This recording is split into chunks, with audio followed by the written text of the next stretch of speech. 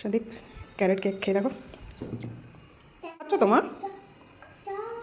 তুমি তো খাচ্ছ বাবা। আটা দিয়ে করা কিন্তু। ড্রাই ফ্রুটসগুলোকে আগে আটা মেখে একটু সরিয়ে রাখলাম। এবার রুম টেম্পারেচার রাখা 1 কাপ দুধ, 1 কাপ গুড় আর দিয়ে দেবো 1/4 ঘি, তার সাথে 1 টেবিল স্পুন ভ্যানিলা এসেন্স দিয়ে ভালো করে রেডি করে রাখলাম।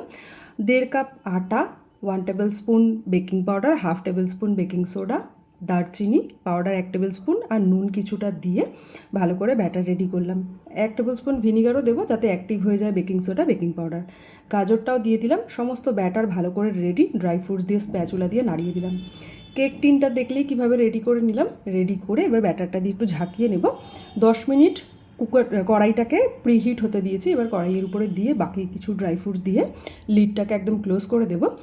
মিনিট 30-এর পরে চেক করব হয়ে গেছে। কত সফট দেখো।